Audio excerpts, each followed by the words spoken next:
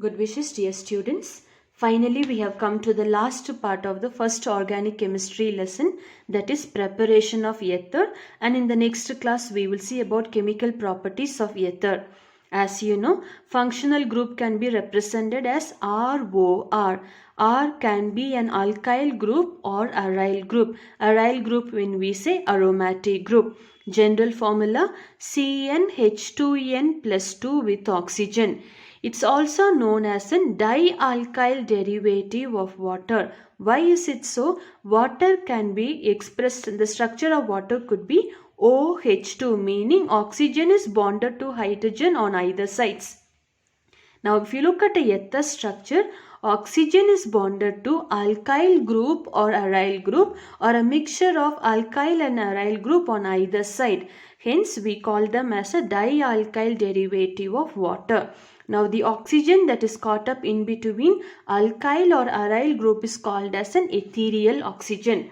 Now moving on to the types of it. There are two categories. As I told you, alkyl group, you can call it as an aliphatic ether and the other one to be an aromatic ether. Now aliphatic ether is an open chain compound. You can have a two category, symmetrical ether and unsymmetrical ether. What do we mean? Symmetrical ether, when we say on either side of the oxygen we have a similar alkyl group. Unsymmetrical, when you say on either side of the oxygen we have an unsymmetrical alkyl group. In this case here you have a methyl group, here you have an ethyl group. Moving back to the same type of subdivisions under aromatic ether also, we have a two categories, symmetrical ether, where you can see on either side of the oxygen we have a similar group. The name of it will be phenoxybenzene. Unsymmetrical ether, when you say one side you have an alkyl group, the other side you have an aryl group. The name of it will be methoxybenzene. So much of introduction is more than enough for you. All you need to remember ether, how to write in terms of functional group, that is ROR. If you write RCOR, it becomes a ketone. ROR, general formula. Two categories are there, aliphatic ether, aromatic ether. Both have got a subdivisions of symmetrical ether and unsymmetrical ether. Directly let's move on to the preparation. In case of ether, you need to learn just two preparation along with its mechanism. The first one, dehydrogenation of alcohol. Remember the clue, dehydrogenation stands for removal of water molecule. 2 molecules of ethanol I have taken. When you treat it with a H2SO4 under the temperature condition of 413 Kelvin, water is being lost. OH from here, H from here, or the vice versa, you can consider, not a problem.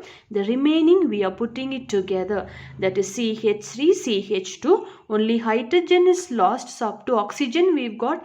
On the other side you've got a CH3 and CH2. So putting it together, the IUPAC name of it will be diethyl ether, or a common name ethoxyethane, because two sides also you have a similar group, ethoxyethane or a diethyl ether. Both are correct way of writing. One more clue, ethanol, when you treat it with a sulfuric acid under the temperature condition of 443 Kelvin, we get ethene. What type of mechanism is being followed? Elimination mechanism, what you have learnt in terms of alcohol.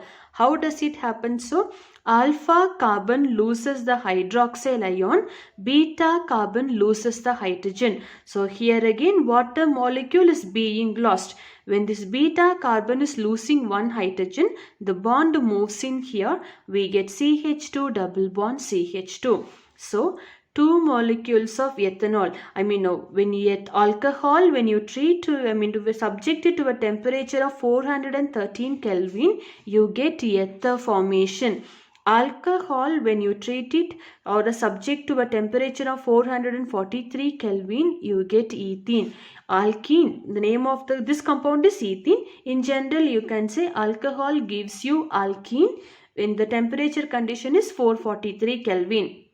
Alcohol gives you ether when the temperature condition is 413 Kelvin. So the temperature conditions are very important.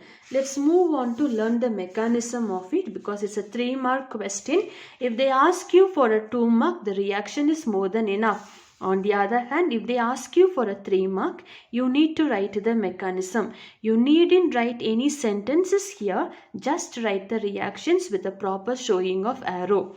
3 steps: protonation, SN2 mechanism and deprotonation. What's the meaning of protonation? Remember, 2 molecules of alcohol we have taken. Let's consider at first the 1 molecule. So ethanol, when I treat it with a H2SO4, H2SO4 can be split into H plus and HSO4 minus. As you know very well, you learnt it in terms of nucleophilic substitution and elimination mechanism, and the structure also you have learned. Oxygen has got a 2 lone pair of electron and it has got a negative charge. It will search for the positive charge. Sharing of electron with a hydrogen. Already one OH bond is there. Additionally, one more OH bond is being made. As a result of sharing of electron with a hydrogen, oxygen which was negatively charged attains a positive charge here. Only so much in terms of protonation we are showing the charge of the plus here.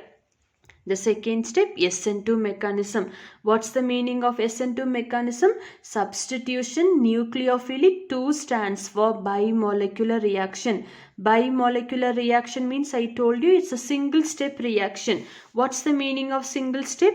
Going out and incoming nucleophile takes place simultaneously. So the second step, it undergoes SN2 mechanism. Out of the 2 molecules of ethanol, one is being treated with a H2SO4. One more molecule we've got. So consider that molecule, treat it with a byproduct that we have obtained by the previous method. Now in this case, you need an incoming nucleophile. So the ethanol, second molecule of ethanol, acts as a nucleophile with a negative charge in it. The same structure I have split and written C2H5, CH3, CH2 I have written. Once again I am repeating, SN2 when we say leaving out an incoming nucleophile, in the same step the reaction takes place, meaning simultaneously the reaction takes place. The water molecule is lost as a result of donating the electron. This carbon attains a positive charge. Oxygen is a negative charge and it has got a lone pair of electron. It will try to come and attack this carbon. As a result, you get CH3, CH2. This OH bond I have written. On the other side, water molecule is being lost. CH2, CH3 plus water molecule.